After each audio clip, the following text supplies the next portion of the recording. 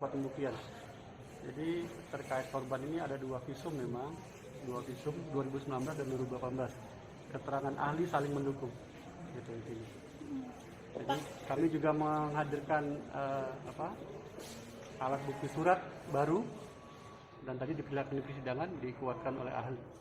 Alat bukti surat ini apa Pak? Apa Saya rekam medis yang kemarin? Saya tidak bisa sampaikan. Kalau yang kemarin kata Pak Firdaus akan membawa rekam medis hari ini, jadi Pak? Ya, kami hadirkan rekam medis karena berdasarkan peraturan Menteri Kesehatan, jadi hakim memerintahkan jaksa penuntut umum untuk menghadirkan rekam medis. Jadi terkonfirmasi keterangan ahli dengan rekam medis yang dia buat.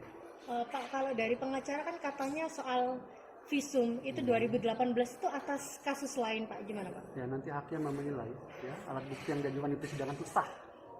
Ya, dinilai oleh hakim nanti dalam keputusan. Gitu. Jalannya visum berapa lama Pak? Visum itu dengan kejadian? Ya, hampir setahun. Setahun lebih ya. Tidak ada masalah karena tadi ahli menjelaskan bahwa visum pun bisa dilakukan beberapa, dia tidak akan berubah. Arah robekan itu tidak akan berubah selama dia belum nikah. Ya. Pak, kalau saksi dulu kan katanya 40, terus kemudian kan yang dihadirkan 16 atau 17 Pak untuk 16, 16 total ya? 16, 18 sama ahli. 16 sama 18 Ya. Oke, ahli visum dan pidana ya? Ya. Kalau berikutnya kayak gimana Pak? Nanti ini kesempatan penasihat hukum lagi menghadirkan saksi Richard. Hari ini sudah kita panggil Richard 3 orang, tapi yang sampai dengan saat ini belum hadir. Kami belum dapat informasi ketidakhadiran saksi Richard apa, nanti diperintahkan lagi untuk menghadirkan di sidang berikutnya. Richard ini dari penasihat hukum ya? Ya, saksi yang meringankan. Kami sudah menganggap pembuktian kami di persidangan cukup, jadi tidak perlu hadir semua. Beban pembuktian itu sudah pada jaksa, jadi jaksa menilai cukup, sudah cukup. Kenapa? Sudah. Katanya 6 saksi yang akan dihadirkan. Itu kepentingan penasihat hukum, silakan. Tadi ditegaskan kalau memang nanti penasihat hukum menganggap itu meringankan dan meringankan terdakwa, silakan hadirkan. Silakan hadirkan. Tidak ada kewajiban kami untuk menghadirkan. Agenda berikutnya akan dan apa Pak? Kamis, Jumat, ada cat. Tadi dari penasihat hukum bilang 15 mau dihadirkan. Silakan ini waktunya penasihat hukum untuk mementahkan apa-apa yang kami dapat. Korban ini dengan perlindungan anak apa kaitannya?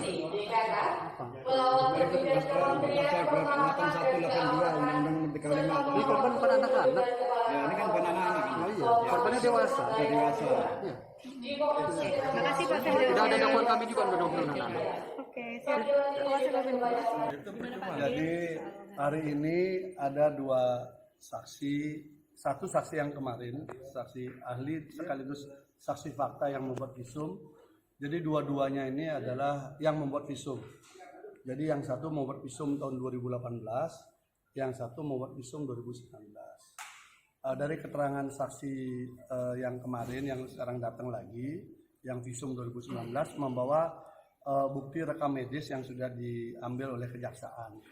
Nah, di dalam rekam medis itu terlihat catatan-catatan dan sebagainya yang membuktikan bahwa seakan isinya benar, kira-kira begitulah. Karena kan ada koreksi tuh, yang 2019 kan ada 2 visum, itu yang bukaan robekan ke angka 13 dan 69 sampai dasar itu. Nah, ternyata dari situ kemudian ada juga foto organ intim daripada korban.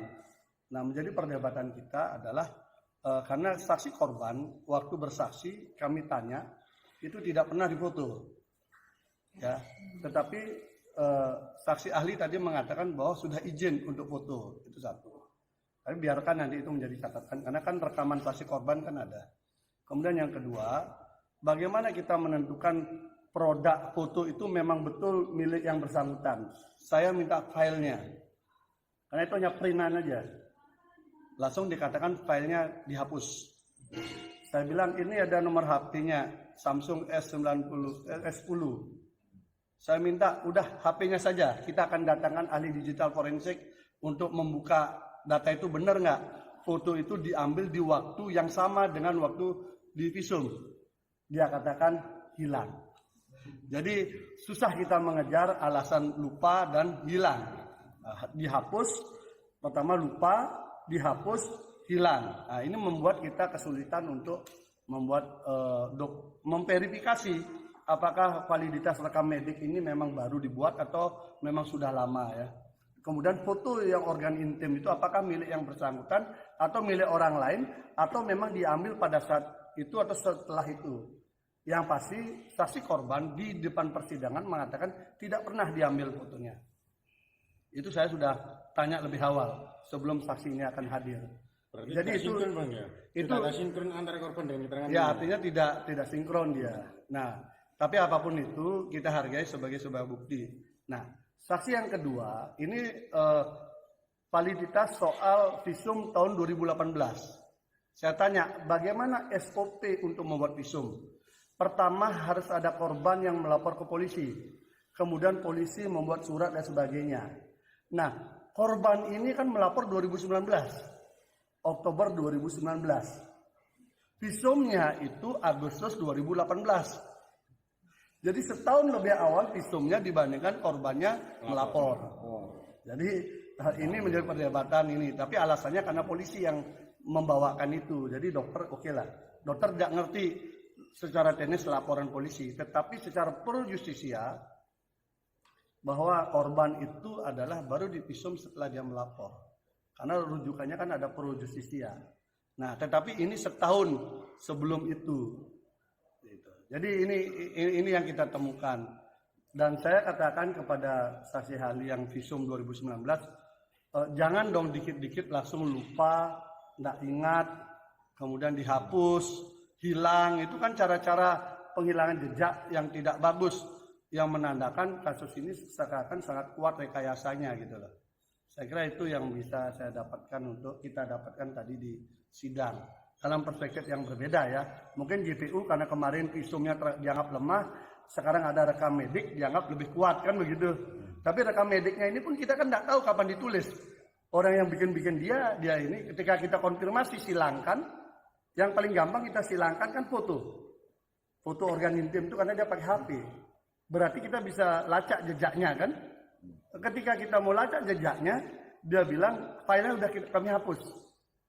Oke, hapus oke lah. Oke, kalau itu HP-nya bawa sini, bawa ke sidang. Kita akan datangkan ahli digital forensik. Dia bilang HP-nya juga hilang. Ya sudah, kalau udah begitu kan sempurnalah penghilangan jejak semuanya.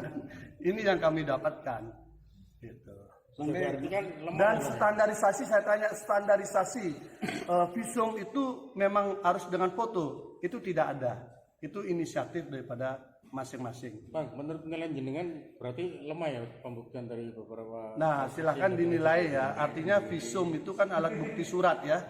Visum itu alat bukti surat, sehingga kalau alat bukti suratnya tidak memenuhi asas validitas, biasanya menurut saksi hukum pidana kemarin mengatakan itu harus diabaikan.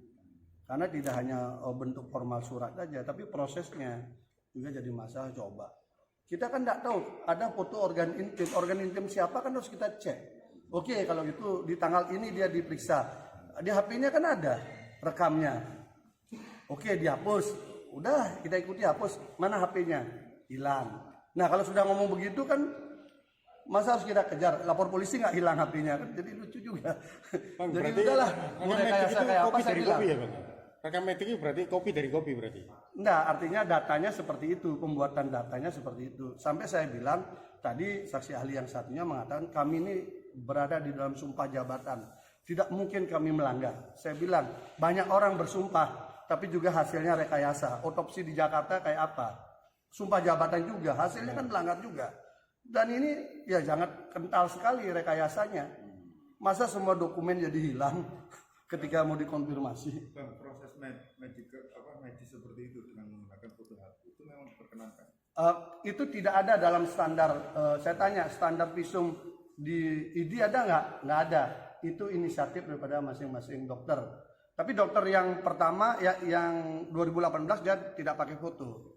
Saya tanya nggak pakai foto. Ya dokter yang bikin visum 2 kali ini yang pakai foto. Tetapi korbannya mengaku tidak pernah difoto. Itu masalah ya kita kejar. Itu foto itu organ intimnya siapa? Kita kan penasaran juga kan. Tapi katanya filenya dihapus, HP-nya hilang, ya dan lain sebagainya lah. Ya itulah potret beliau. Sampai sidang 15 ini, Pak, yang merasa jadi korban itu berapa orang benarnya? Yang didakwaan hanya 1. dakwaan 1. Bang, kalau saksi ada cacat yang besok dihadirkan ada berapa dan siapa? Itu ada 6 sebenarnya, ada 6, tetapi tadi JPU mengatakan sudah dipanggil, tidak datang. Tapi kita lihat juga tanya manggil lewat apa, lewat pos, manggilnya lewat pos. Jadi kita benar nggaknya kan kita belum tahu. Agak ogah-ogahan juga JPU manggil. Katanya yang dihadirkan dari kuasa Dari dalam dakwaan. Jadi di dalam BAP itu sudah diperiksa oleh polisi. Nah, mereka ini ada namanya disebutkan di dalam dakwaan. Nah, itu yang kita kejar. Ini nama orang disebutkan di dalam dakwaan dalam sebuah rangkaian peristiwa yang melahirkan peristiwa pidana. Saya tanya, orang ini hadirkan dong. Kok nggak dihadirkan? Mestinya JPU bersemangat menghadirkan ini, mestinya. Karena kan menyempurnakan cerita kan. Tapi tadi dari JPU sudah selesai kan 16 saksi kalau dari JPU dan sekarang sudah gilirannya Pak Gede atau tim kuasa hukum untuk 15 saksi ada. Aturannya itu adalah apabila dia ada di dalam BAP, maka kewajiban JPU untuk menghadirkan atas permintaan kita. Tapi permintaan kita pun dasarnya jelas. Nama orang itu disebutkan di dalam dakwaan. Teman-teman bacalah di dalam dakwaan peristiwa yang kedua. Kan ada nama disebut itu. Nama itu nggak pernah dihadirkan. Kan aneh, saksi fakta tidak dihadirkan, saksi gosip banyak-banyak pakai baju LPSK. Ini apa gitu loh. Saya juga jujur aja saya komplain juga sama LPSK. LPSK segitu banyak dipakein seragam, semua testimonium diaudit tuh. Kemudian ada saksi fakta tidak dia urus. Kemudian ada staf ahlinya ikut-ikut bikin podcast menyerang klien kami. Ini LPSK sebagai apa gitu loh. Mau lembaga negara untuk melindungi saksi korban atau mau ikut membuat peradilan opini gitu loh. Itu saya juga sudah ada teman komisaris sana saya komplain juga.